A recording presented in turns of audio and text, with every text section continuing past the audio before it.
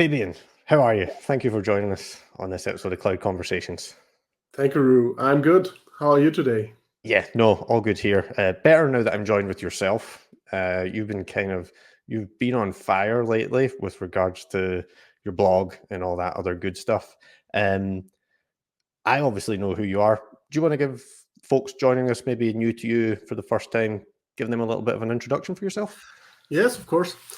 Yeah, my name is Fabian Bader. I'm from Hamburg, Germany, and I have a blog. It's called cloudbrothers.info, and I write about all things that has anything to do with cloud security, identity, and I also have some old posts about like Exchange, but this is way back when I did that. So it's like a diary where I have all my knowledge published and hope anybody who wants to know it as well can find it. And yes, I'm now almost 1 year MVP. Very honored about that. And otherwise, I work as a consultant. So I got to do the great stuff out there with our customers. Awesome, good stuff. And yeah, when I go into these shows, I have like pages of notes, and I've got like 2 pages of stuff to talk to you about based on your blog. I'll maybe pick off though was one thing you mentioned there, because you mentioned Exchange, right? And from what I've seen, a lot of folks now who focus on M365 and Azure security, they kind of have that history of being an Exchange administrator and things like that. How did you end up where you are just now? Oh, this is a long story, but let me try to keep it a bit short. I now work for like over 20 years in IT. I did some work in my first company where I also learned. In Germany, it's called Ausbildung, so a 3-year apprenticeship where you learn everything about a topic, in that case, IT. And yeah, I've been in my first company for about 9 years in total. And I did from like installing rack servers, building the first VMware, then it was called cloud, but VMware virtualization environment there, doing Citrix, doing networking. I had the opportunity to look into all those aspects and have a touch of everything there. It was really great because having this broad understanding of how IT works and how different things work under the hood, it really helped over the years. And after that, I switched to MSSP here in Hamburg, and yeah, there I more focus on the whole Windows, Microsoft, Azure, later Azure, but in the beginning Active Directory stuff. And yeah, there I started as a system administrator. Later I was a systems engineer there, and mostly working with our customers to implement the solutions for them, and then later on also maintaining them. And yeah, over the years, like security always is a part of what you do if you want to do it in IT correct. So if you don't want to do admin and have your SAN open for anybody, then you have to think about how you can do security in a better way. And yeah, over the years, I found my niche in like identity and especially Active Directory, like tiering. Later on, doing ADFS, Azure AD Connect, stuff like that, where it slowly moved to the cloud. And as I said, I'm based in Germany, so it was a very slow-moving thing here. In other regions of the world, I think the cloud adoption was quite faster than it is here in Germany. But still, yeah, I managed there. And then after a few years, I switched to totally doing consulting outside, worked in bigger projects in like Exchange migrations, identity migrations, stuff like that. And yeah, then I focused in on the whole Microsoft security suite. So then it was still Azure ATP and the whole advanced threat protection suite, and now Defender, as it is renamed now. And yeah, so this is what I do for the last few years now. And now I work as a cybersecurity consultant, as it's called now. Nice. Love that. That's such a sexy title, cybersecurity. It's always got such a ring to it, right? No, I'll tell you what, one thing I want to pick up that you mentioned there is because you mentioned that product by its own name. You mentioned Azure ATP, right? Now called Microsoft Defender for Identity. And you're always quite good at sharing product updates with that on Twitter.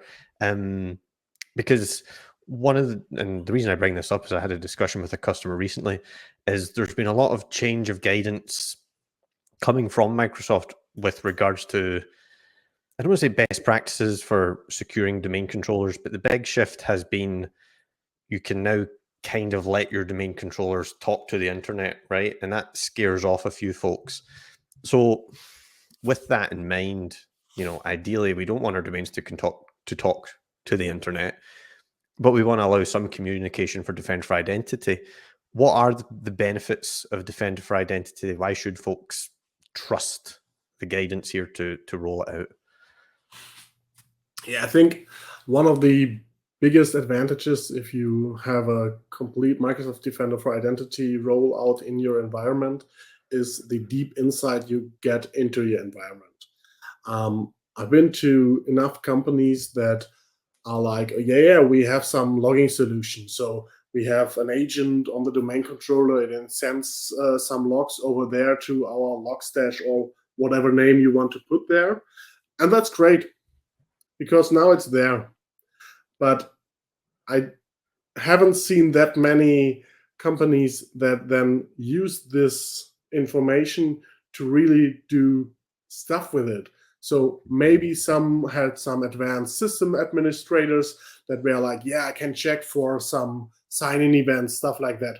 That's really great, but this is in most cases the advanced usage that I have seen. And with Microsoft Defender for Identity, this is just something you can also do.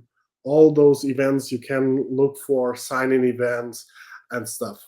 But what's the benefit here is you're not only looking at event logs, you're looking at audit events, you're looking at raw network data. Of course, not you are looking at that, but Microsoft is doing that for you.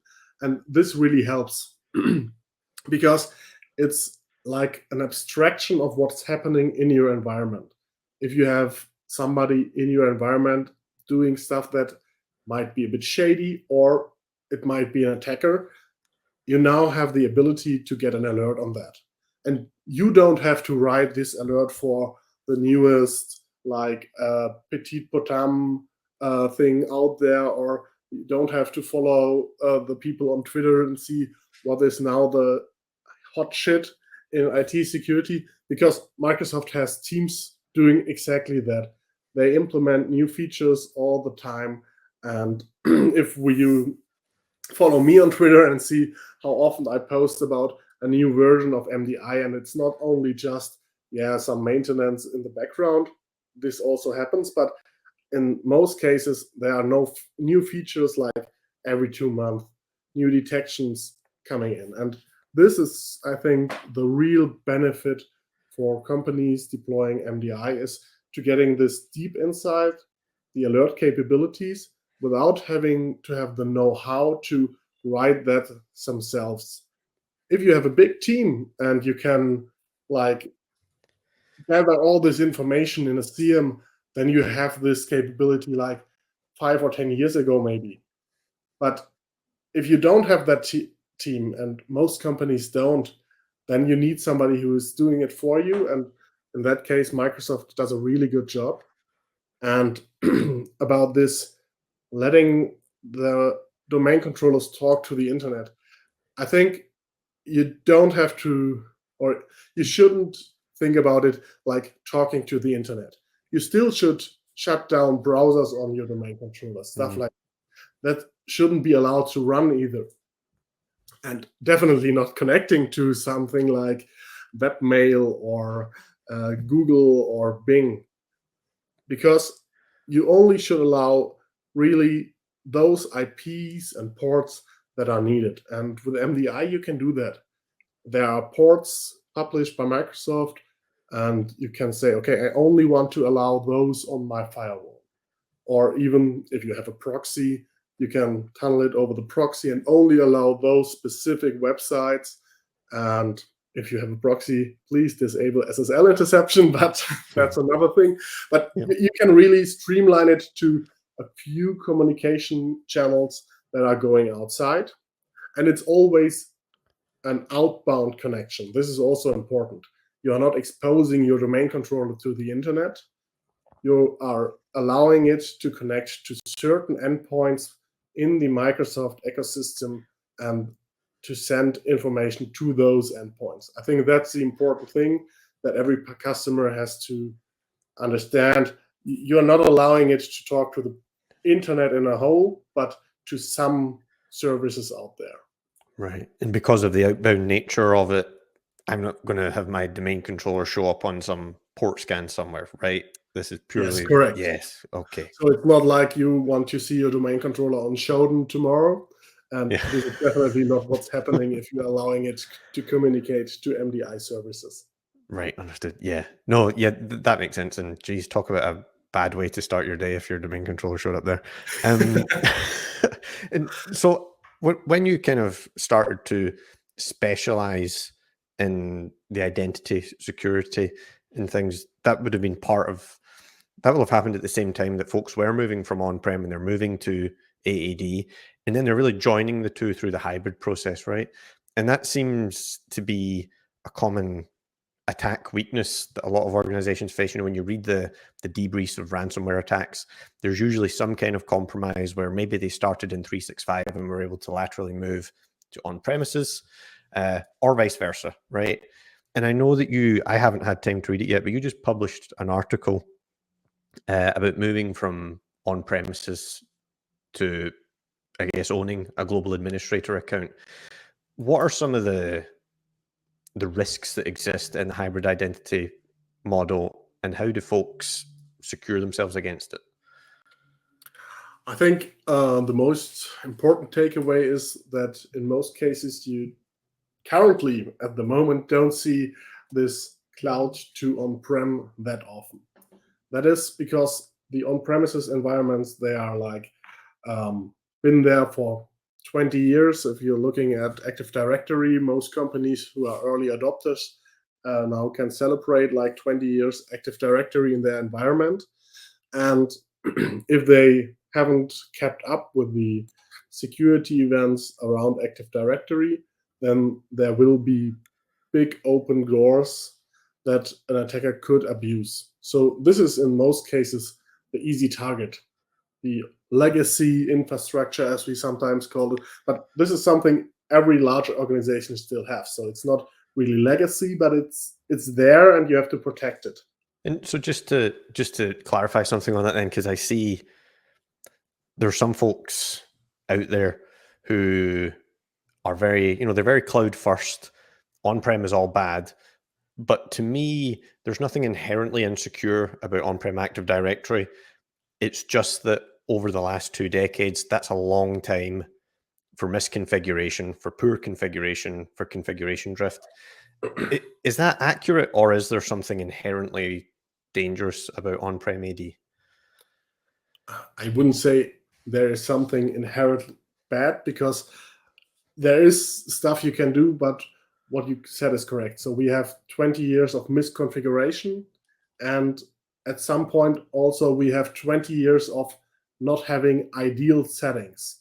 So there are default settings to this day in Active Directory that are not by the security guidelines that Microsoft is publishing themselves with security baselines, stuff like that. And also there's NTLM. And over the last 2 years, I think we have seen so many NTLM relay attacks that it now really gets to the point where you say, okay, this protocol, it has to go away. But on the other hand, you have like 500 applications that are like, yeah, Kerberos, I don't know what that is. And when looking at Kerberos, there are other caveats there. I think with cloud environments, we have the ability to use the knowledge and security know-how over the last 20, 30 years made in IT and now can apply that to a completely new infrastructure. And this is a chance for many companies to be like, okay, let's get, it's not really greenfield, but let's start on an open slate and do something more secure. You will never do this in that scope in your on-premises environment if you don't have like a project only focusing on securing your AD, doing tier concept, stuff like that. And most companies, they won't do this because they still have some 2003 server running for this and that application because it's needed. And this shows you where those gaps in security and posture management on premises are. And in the cloud, I think many companies can adopt a more secure environment more easy than they can do on premises. Right. And Okay. definitely, I would say try to go to the cloud with new applications, use stuff like OAuth, where you have some kind of identity platform, Azure AD, where you have MFA, conditional access, stuff like that can protect you. This is all stuff we don't have currently on premises. So you see Microsoft and the community always talking about MFA on premise, and there are solutions that implement it for like RDP. But what if you have opened the PowerShell remote port? There is no MFA. And suddenly the attack path is right beneath RDP and it goes to another port where there is no MFA. Stuff like this it's really complicated on premises to have all those possible ways. There are great tools like Bloodhound and stuff like that that can help you to focus and get a hold of why or what are my biggest pain points in my environment, and you should do that. But your best approach is getting your clients out of the Active Directory completely, move them to Azure AD, because this will take a huge attack surface away. As I said in the beginning, the attackers don't go from cloud to on-prem that often, but what they do is from the internet in your environment with stuff like macros, other things. Now we see OneNote is the new hot shit out there, and everybody is sending malicious OneNote files. And this is dangerous because, of course, there is communication from the internet, and we have Teams, we have mail, and we all need it. And then we have users who are maybe even security aware, but the attackers also get better. They have stuff that looks really good, and somebody will click on it, and it will happen, and it's okay that it happens because nobody can be on alert 100% of the time. It always will happen. And to minimize the attack surface in this case, so if you have your normal Windows client within your domain, this means you have direct site to your domain controller because you need it. Otherwise, you won't get your Kerberos ticket, stuff like that. Then you have direct sites to many application servers. And in most cases, the admin that is doing some remote help is also admin on one of those servers. So in this moment, somebody has compromised this machine. An admin is logging in because, hey, I got a problem. There's some pop-up, whatever. Now this password and this account is compromised, and the attacker can then laterally move to the next server. There's maybe some admin terminal server. Everybody's there. All the credentials are there. Yay, happy. And now the and this is the way somebody can move laterally through your environment. Of course, this is all possible in the cloud as well if you don't look that you contain those identities as well and restrict where they have access. But the same attack scenario with an Azure AD join client has much less impact because only the user is compromised, and even if the admin is connecting there with like TeamViewer or something, the credentials aren't gone. And even with RDP, maybe the credentials are gone, but still the attacker cannot connect to some server or to the Azure AD because there is hopefully MFA. And of course, we all know MFA. We are talking about it because we are security consultants and we are security aware. Many users out there don't do it. In the digital defense report by Microsoft, I think over 70% are not using MFA for privileged users. This is really bad. So there's also enough room for misconfiguration, and it will happen, and we have to do this work in the cloud as well. But I think we are at a good point to get out some of the attack surface from those legacy systems to newer systems and contain it on a smaller scale. Right. Yeah. The number you just cited about privileged users not having MFA on Azure AD, that's kind of staggering, right? Because you kind of think, oh well, everybody knows it's common sense, MFA, all the things and all that kind of stuff, but obviously that's not happening. And I guess they're in a situation where they're damned if they do and damned if they don't. If Microsoft just flicked a switch and said, okay, all privileged roles always need MFA on every tenant in the world, folks would be like, hey, slow down, not ready for it yet. So, yeah, definitely. yeah. And I get so, because one of the things you mentioned there is it all is when we're with regards to, compromising those on-premises identities, it's all about, or at least a lot of the attacks are, is to do with grabbing those hashes, grabbing those tickets. When you move to the cloud, you still kind of have that with regards to grabbing the PRT, grabbing the cookie, etc., right?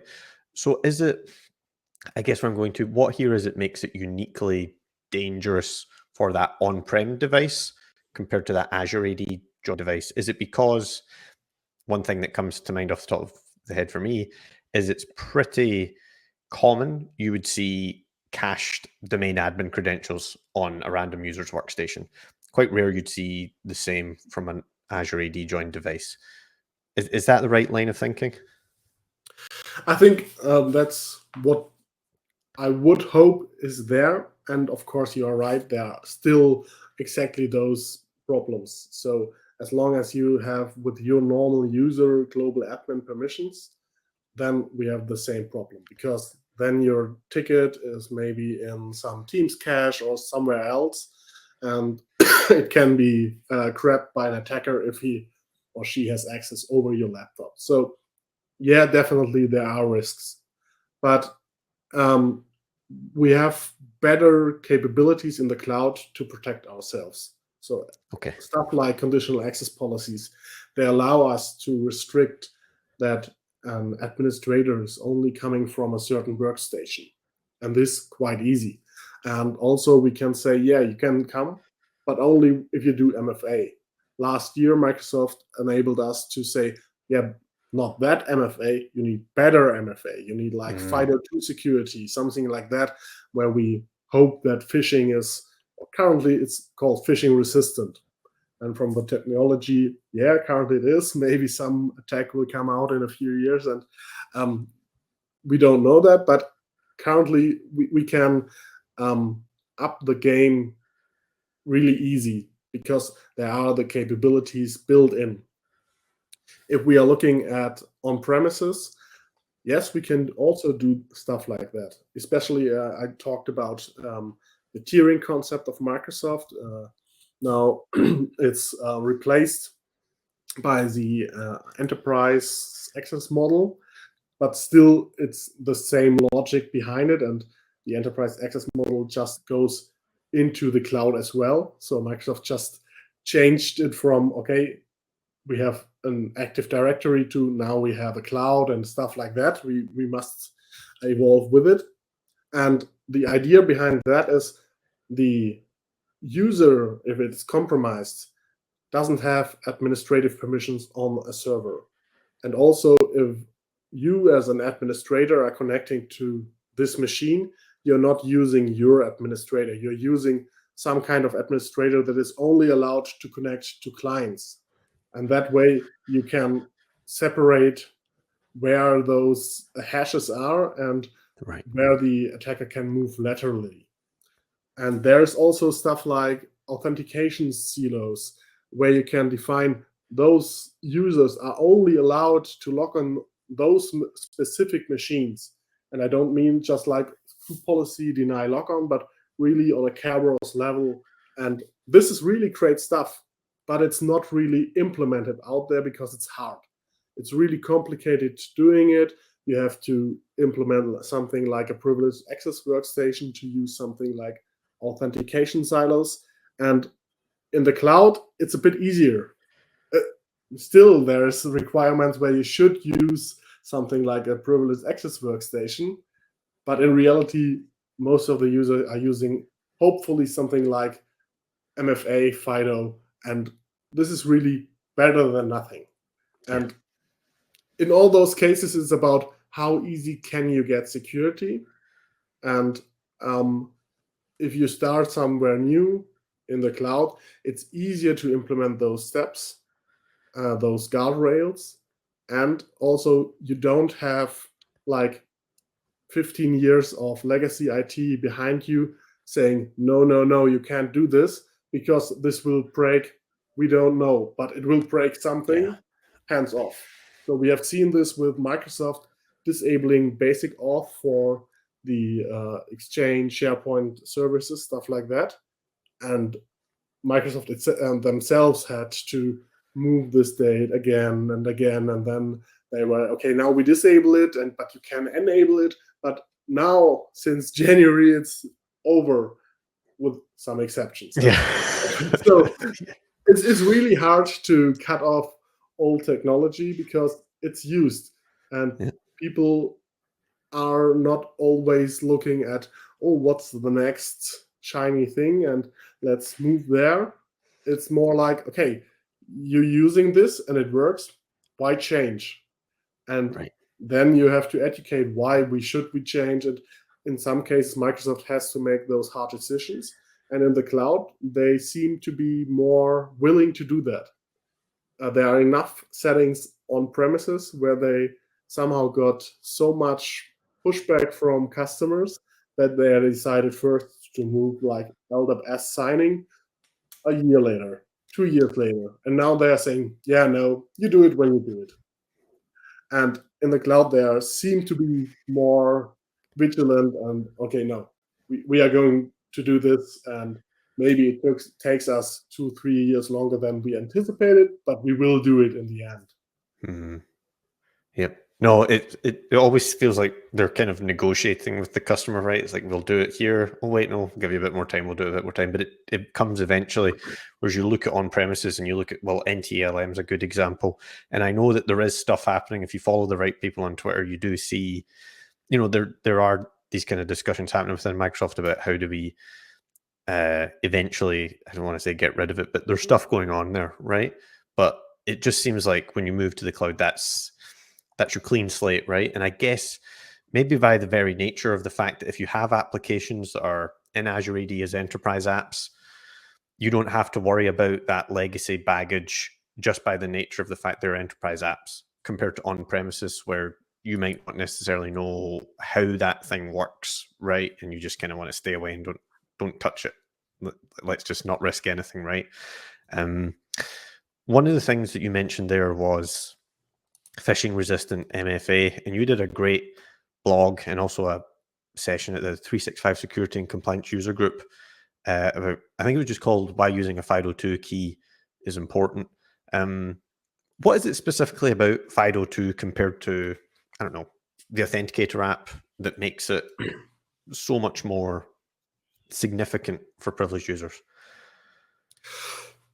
Yeah, the biggest change, I think, in FIDO2 security keys is really how they store the key and how they communicate with the Azure AD to authenticate you and say, yeah, this is really Ru and not somebody else. And over the last like 30 days or years in security and in IT, we did something. We said, okay, you will send me your name and then you will send me your password. And I, as your identity provider, I will look up and say, yeah, I got your name here, and let's see. Oh yeah, I also got your password. And if we are looking at password breaches, there are still enough people or services out there that are doing exactly this. They are looking at your password, and hopefully they have it hashed or even salted and stuff like that. So everything that prevents an attacker who gains access to this material to extract it and use it against you, because they might be able to figure out your password from this, and since you used it at 10 other places, they can use it then there as well. And this all changes with FIDO2. And it's not something completely new. If you have done like authentication with a smart card, then this is exactly the same level of security, but much easier, because a smart card, it always involved, I need some PKI in my environment, somebody has to maintain it, they have to secure it, stuff like that. Just to give you a certificate on your smart card that you put in your smart card reader, you unlock it by a PIN, and then you can sign in. That's really great stuff, because in this case, on this smart card, you have a private key. And this private key, it cannot be extracted, not read out from this smart card. It's bound to this specific hardware. And with FIDO2, we got the same thing, but much easier from a user perspective. So you go to a website like AKA MFA setup, and then it's like, okay, please enter your or register your MFA method, and you say, okay, I want to do security key. Then your browser is like, yeah, please plug it in, and you just put it in, say, okay, you enter your PIN for this key, and then you press a few times, and after that, you just put in a name for it, and that's all you as an end user have to do. And what happens on a technical term is your FIDO key now created a private key, and it sent this, not this private key, but the public part of this private key to Azure AD and said, okay, this is me. If you find somebody with this public key, then this is me.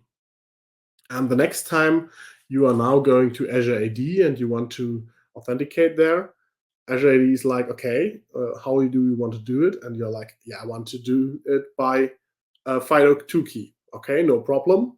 You will send the username still, but the next thing is not, you don't send any password, and you don't even send your public key. Microsoft will send you a number used once, nonce. So it's just a number. They will send that to you, and you will sign it with your private key. And to do that, you will have to unlock your FIDO key. This could be like biometrics or PIN or whatever, and you have to touch it. And this unlocking and touching is making sure that you are you and that there is a human behind it. And also, it is required to access the private key on this FIDO key. And again, now the FIDO key is not sending out the private key, but they are signing the nonce that they got from Microsoft with that private key on the FIDO key. The key never leaves this hardware. And this nonce is then sent back to Microsoft. Microsoft can then look at the nonce. Oh, there's a signature. Compare the signature to your public certificate. And if that matches, then they are like, okay, here you go. Now you have an access token, primary refresh token. Go ahead, have fun. And this is really complicated in the back end. But for the user, it's just like, okay, just click here, put it in, and it works. And the most important part is there's no communication of any secret in this. The secret stays on your device, and that's the same with Windows Hello for Business. If you do Windows Hello for Business, it will do exactly this. It will create a private certificate on your device, private key, private hopefully in a TPM, because then it is really protected and it cannot be extracted. And then you can sign anons and stuff like that. And for the user, it's just like, okay, I know that from my Android, iPhone, whatever, I can unlock it by a PIN, I can unlock it by my camera. And this is really great because it's total convenience for the end user and a big step up in security for the administrators. I heard recently FIDO2 keys described as TPM on a stick, which I don't know how accurate that is, but it's quite, it's, I kind of like it as an analogy because like you said, the key there is that your private key, the secret, it never leaves the hardware, right? Yeah. Presumably Windows Hello for Business being the same as protected by. Those keys are especially made for that. They are, you cannot open them up and put some, like electrode to read out the key material in there. They are made that if you try to do this, you will destroy it. Right. And that's really good analogy. So TPM on a stick, yeah, that's good. That's really good. I need to remember who it was done that so I can give them credit from now on. If I'm just going to steal it though. And I guess, because you mentioned a couple things. You mentioned earlier on that there's no, it's phishing resistant for now. Who knows what the future is going to hold, right? And you also mentioned the fact that by design, as soon as you start tampering with the physical hardware, it's designed that it will, you'll break it before you get around it. I guess, like I said, who knows what the future holds, but the point is that dramatically increases the cost of an attack, right? Because at the minute, again, going back to the article on your blog, which we'll link to, called Why Using a FIDO2 Key is Important, the cost at the minute for an adversary in the middle attack using something like EvilJinx is tiny, right? It's almost zero cost. Is that, a few bucks a month on on a Debian server somewhere, right? If you buy a vServer like DigitalOcean, what is it, five quid a month? Yep. So, and then you have everything you need. Yep, absolutely. And so if we kind of, I don't want to say it's the gold standard because that's such a loaded term, but if we regard FIDO2 as good, right? We regard the MFA Authenticator app as kind of good. Let's say, well, I'm not going to be able to roll out FIDO2 keys to 10,000 of my users overnight. But I still want to protect against adversary in the middle attacks. What are some of the things, like, can conditional access help that at all, or are we screwed? Oh yeah, no, we still have some capabilities there. So from an attacker perspective, what you have to do in this cases is first you have to lure your victim to some kind of phishing site. So definitely there we have capabilities with MD365 for Office and stuff like that, where we can go in and try to figure out, okay, is this site malicious or not? And Microsoft gets better at that all the time. But still, if the attacker manages to get somebody there, this IP address from this server will be the sign-in IP address of this user.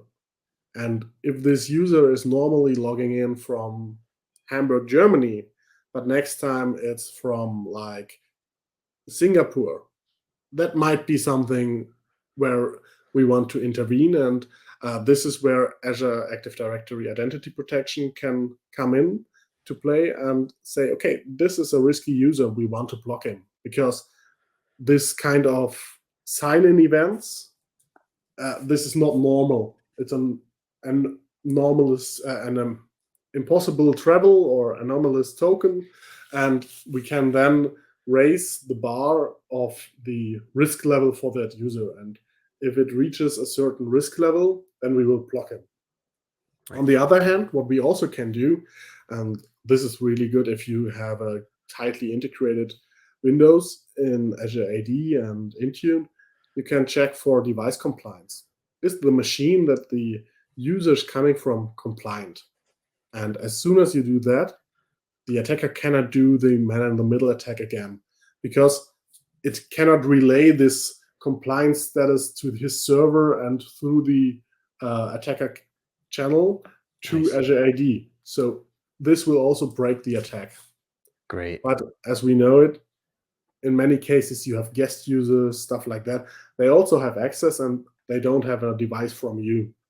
And in that case, you might want to do something like the Defender for Cloud Apps, put them behind a reverse proxy, still not mitigating this attack, but you can maybe prevent the attacker from downloading stuff from the service, like SharePoint or whatever this user has to access. But I think the best way to currently prevent your users to sign in is using Windows Hello for Business, requesting device compliance in some kind, and also, or if you still have hybrid environment for your endpoints as well, requesting the hybrid status of this device. This can also help, because also something that cannot be easily sent through this attacker. And yeah, this really helps.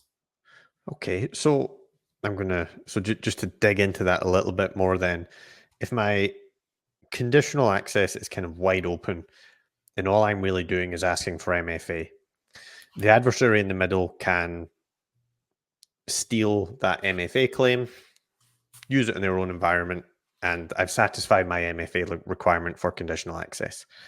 So just to be clear, if I require a compliant device or a hybrid join device, they can't steal that.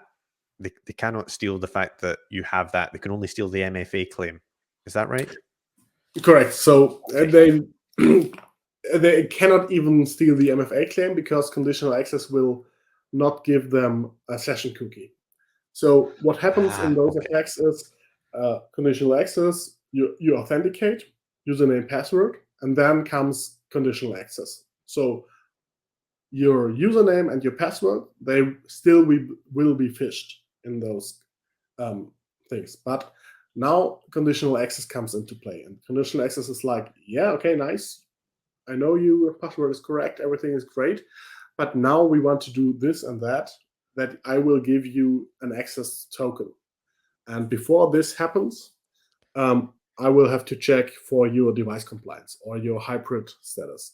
Gotcha. And because compliance and hybrid status are also bound to certificates, we again have this thing, okay, certificates, they cannot be relayed over the man-in-the-middle proxy, at least currently, and this prevents the attack from going through. So the conditional access policy will say, meh, no, you are not compliant, you are not hybrid joined, whatever, you cannot access this resource, and therefore you don't get a cookie at all. Right, understood. That makes a lot of sense. And I guess, because you mentioned Defender for Cloud Apps, which is an awesome point. So, for example, if the adversary in the middle is able to, so I go through my adversary in the middle attack, and conditional access routes me through Defender for Cloud Apps, so I'm through the reverse proxy. Can they repurpose what they've stolen in any other way that isn't Defender for Cloud Apps, or will the adversary only be limited to the session that's been allowed through that? Yeah, there is some gray area there. Right. So Defender for Cloud Apps, if the service that you are accessing behind is not exposing any kind of access key directly to the end user, then this is safe, because then you are communicating with the Defender for Cloud Apps, and this communication is safe. But if for any reason the service behind this will expose some kind of like access token in the URL maybe, or something, and the attacker can take this access token and access the website without. Gotcha. Yeah, so there are ways around, And currently, Defender for Cloud Apps cannot prevent this if the application is not trying to protect this data sent over correctly, doing like cookies and stuff like that. And if it's exposed in some way, then you can work around. Right. Awesome. No, that's really useful information. And like you said, you mentioned hybrid joining compliance, how at the end of the day, that's just certificates. It's like all of this is just certificates all the way down. There's so much certificates. And if you Yeah. join a machine to Azure AD and you're looking at what certificates this machine now has, it's really crazy. So there's a certificate for this and for that.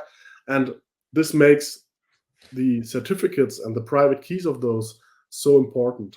So at TPM, everybody was like, oh no, Windows 11, now we have to use TPM. And I can understand for somebody who is playing Call of Duty at home, it's not really logical that the new Windows 11 has to have a TPM. But Microsoft now can say to everybody in the enterprise environment, you have to have TPM, otherwise you can't use this operating system.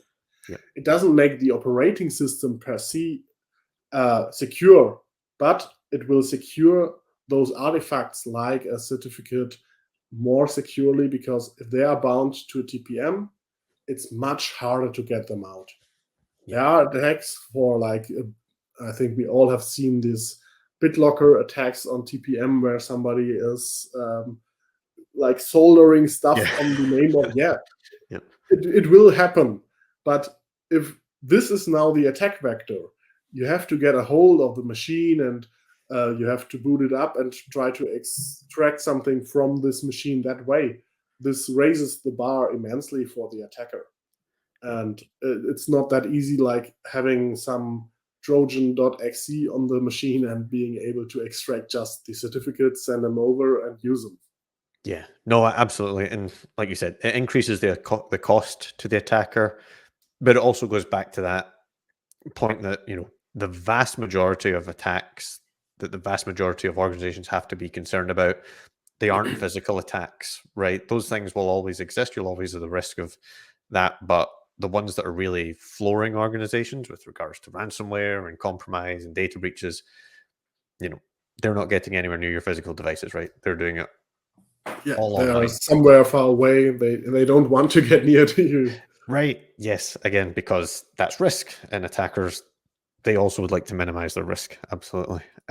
Okay, that's awesome. I think that's going to give folks a lot of food for thought with regards to identity security.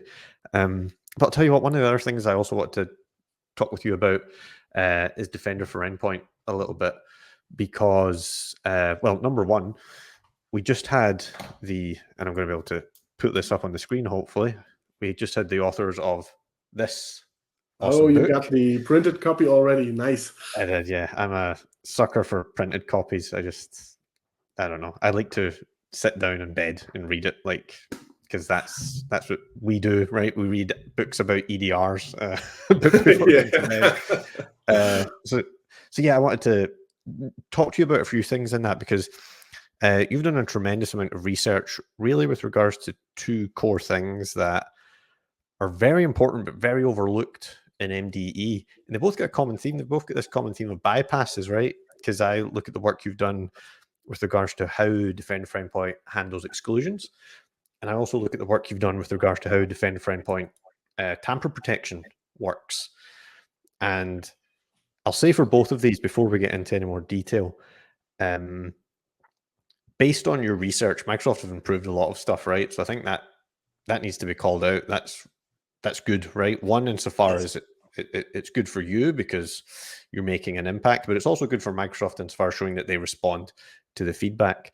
Tamper protection now is far more encompassing than it used to be. And exclusions now, in some respect, protected by tamper protection.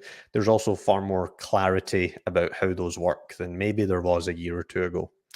So I guess if I tackle MDE exclusions first, what was it kind of sent you down that rabbit hole of figuring out how it works? Because for those of you that aren't, most folks listening to this will probably be Defender people, but for those of you that aren't Defender exclusions are not simple, at least not yet. So what got you down that research path? Yeah, I think the initial starting point was trying to really understand where the Microsoft Defender antivirus and the Microsoft Defender for Endpoint exclusions had overlapping stuff. Because, as you said, I did testing on Tamper protection, stuff like that. And then it's always about trying to figure out how I can bypass maybe something and execute some malware on the machine while still having MDE running. And exclusions is the perfect attack, because if you make your antivirus blind on purpose and you can say, don't look at this folder and all the processes in there, that's perfect. And then I have seen weird behavior, I would call it, or in the beginning, weird behavior, because I executed a file and antivirus was completely fine. Yeah, do that. You told me not to look here. But a few minutes later, this process was killed and the file was removed by Defender antivirus. And I was like, okay, why is that? Why is this happening? And how are the different exclusions within MDE working together with MDAV? And how do they interact in a whole together to protect you? And then I started, okay, let's look at what all those exclusions are, what is important to know about those, and where can I use them, and when should I use them. And while doing that, I have had like 500 tabs open, because all this information is out there. Microsoft has done a tremendous job in the last 10 years with docs, and now learn Microsoft.com. It's great. It's great resources and great people writing there. And sometimes it's just a bit more scattered than you want to have it. And this was the reason for me to say, okay, I want to get all this information and put it in one place. And if somebody wants to have a good overview and more than just the surface, they can look at this. And definitely Microsoft will have more in-depth knowledge in their product-specific documentation on some things. But then they still can jump over there and have a look, especially at that. And the second thing that moved me in that direction to do the work was that I have seen so many questions around it. Everybody is like, how does it work? Why do I need to do this exclusion here? And how will this impact that? And yeah, so I thought, okay, this is something not only I am enjoying, but maybe some people out there as well. Yep, absolutely. And so I guess, is there a short version of this that folks should know? Because, just to be clear, for those of you that haven't had the joy of playing with Defender for Endpoint exclusions, there's not just one page that you do this in, right?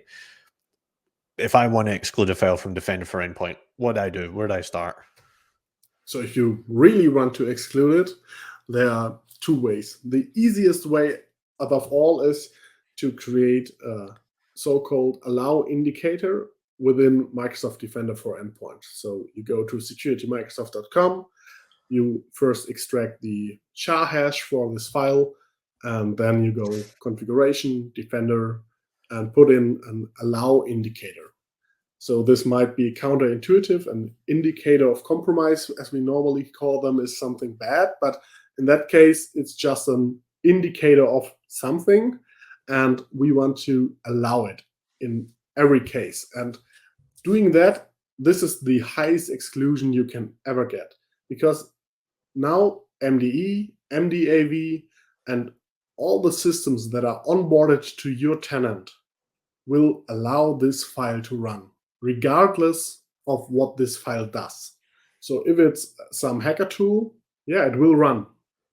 And you don't even have to create exclusions on the endpoint, because the endpoint will always first check with the cloud and is like, no, this is allowed, I will allow to run it.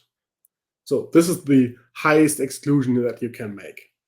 The next best thing is you would exclude some folder, like your research folder, from automated investigations, and create a folder exclusion for Microsoft Defender AV. But now you have two products, and this is where it gets complicated. You have to do it in the one portal there, and for creating an exclusion on your endpoints, this can be either GPO, it can be Intune, maybe some other SCCM, whatever you have, and to configure this. And in the end, this is also where it gets complicated for people to implement it. And Microsoft is doing a tremendous work to getting this configuration in the cloud. So we now have the cloud attached for servers at last. Yep. So we now can configure group policies for servers in the cloud in Intune, but it's not really Intune, and you don't need a license.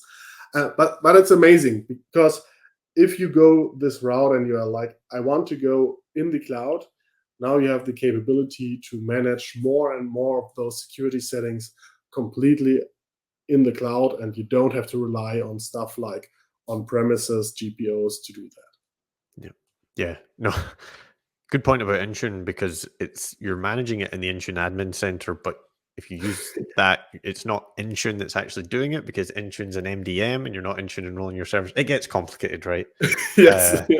And so I get, because the other thing that you can manage through Intune or through the tenant settings that you just mentioned is tamper protection, right? You can do it per device using Intune. You can't do it using group policy or config manager. It's purely Intune or the tenant settings. And again, that's another thing that you've done a lot of research into. When, it really, the whole point of tamper protection is to stop folks turning off MDAV or circumventing MDAV in some kind of way. But again, in your research, in the early days, there were quite a few bypasses, let's just call them what they are, to that. It didn't protect exclusions and a number of other things. I think default action for threats was another one it didn't protect, which meant it didn't protect anything really. How has tamper protection changed over time? So, there's been a number of improvements. Definitely. What's the state of it now? So I think one of the main things that Microsoft wanted to achieve with tamper protection was, again, to set the bar higher for the attacker. So what we see in many ransomware attacks is like, set MP preferences, disable real-time protection. And now your complete antivirus solution is like, okay, I don't scan anymore if you don't say do a full scan. That's bad.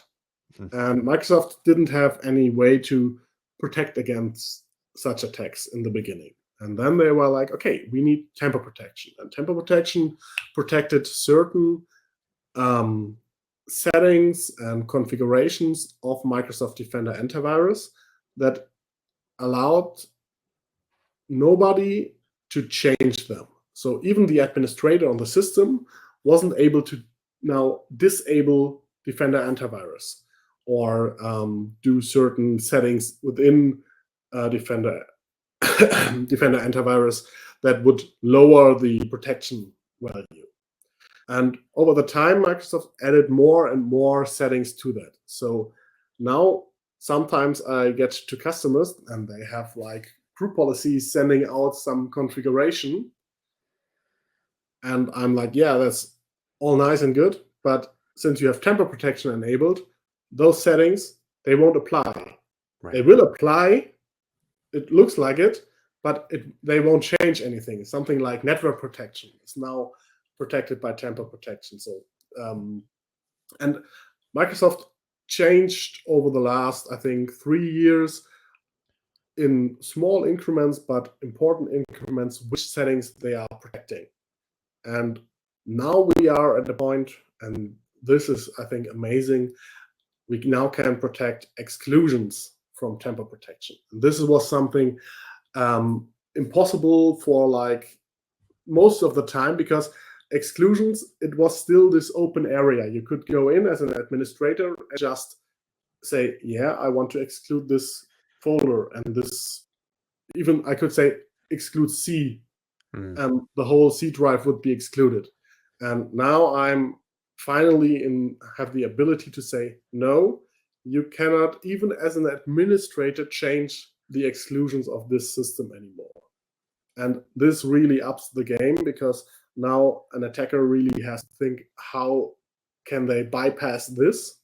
Before that, we had something like crew policies, and this also helped because it meant, okay, I can send you a new configuration every half an hour, or not send, you will retrieve a configuration every half an hour and apply it, and it will remove certain stuff. And I have this setting like local admin merge disabled, so it's not that easy to put in my own exclusions, but there are still ways around it. Microsoft has tightened that up now really good with tamper protection.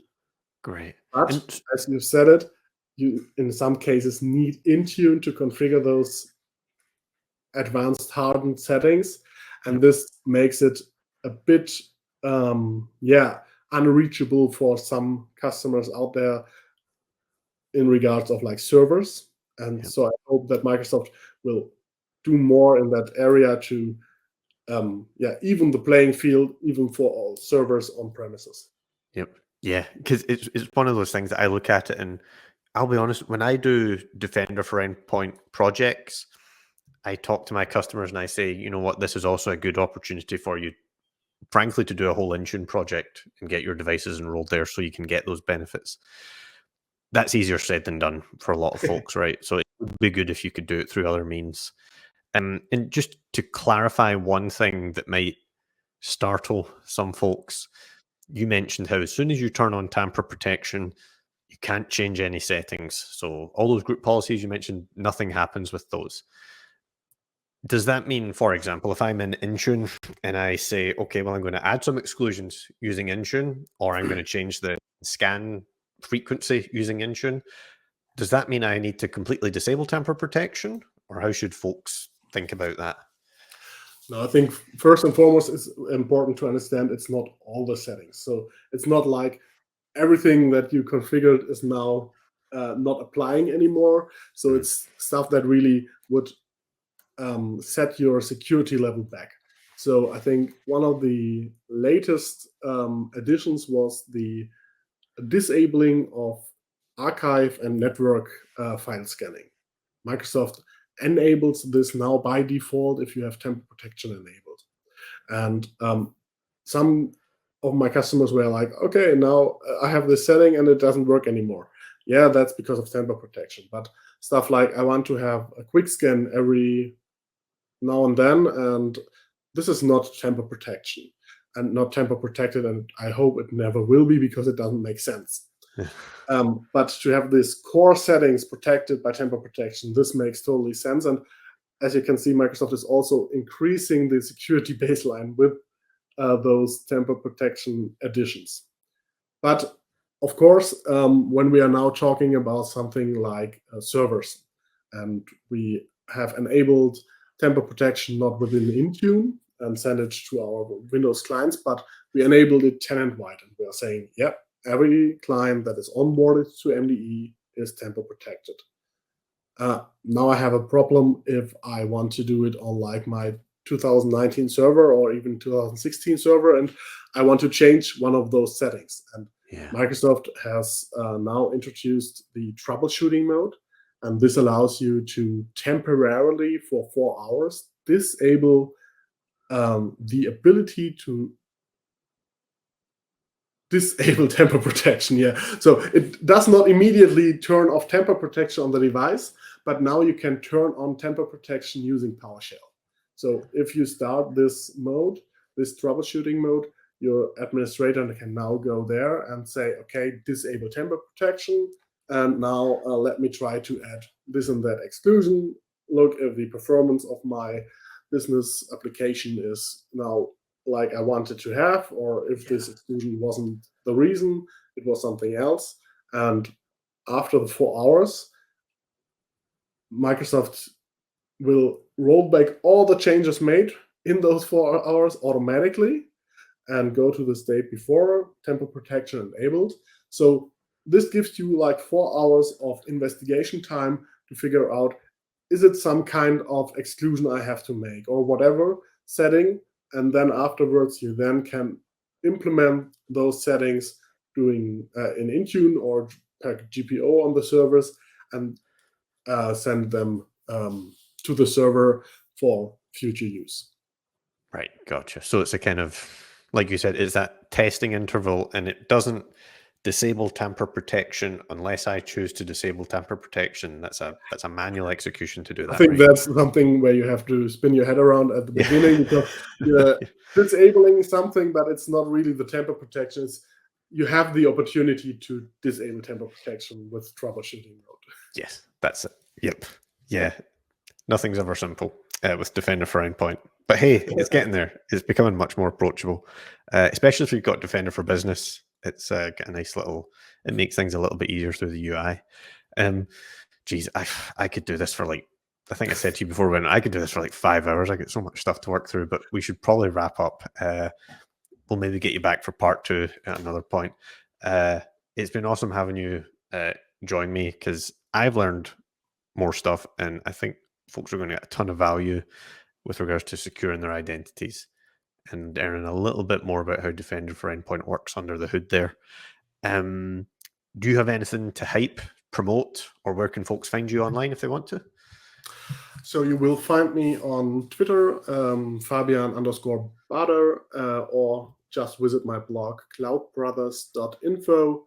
And there you will find all my online presences, LinkedIn, Mastodon, wherever you want to reach out to me. And also, if you want to reach out, please feel free. Just send me an email, DM. All is open. And if I find the time, I will answer. Sometimes it takes a bit, but I try to be open there and not only share on my blog, but also in private if you have questions. Awesome. Good stuff. And your blog is in both English and German, is that correct? Yeah, it was for a long time also in German, but yeah, maintaining 2 languages is hard. That's a lot of work. Looking at my viewership, it's mostly English-speaking folks. So I settled on English because those people in Germany that want to read it, they mostly speak English as well. So yeah. Cool. But if you have a German and you have one particular blog post that you want to have translated, reach out to me. We can figure something out. And then they can buy you a coffee, right? Because you can buy of course. a coffee on his website. So go ahead and do that. Right. So we'll link to your blog. We'll link to all your social media in the show notes. If anyone's listening and wants to pick those up easily, they'll be in the description and in the notes. Like I said, it's been awesome catching up with you. Hopefully it won't be the last time. I'll close the show by saying, please like, subscribe, all that kind of stuff. Obey the algorithm overlords. They help us promote the show tremendously if you subscribe to us, comment, all that good stuff. So, Fabian Bader, thanks for joining us. Catch you later. Thank you for having me.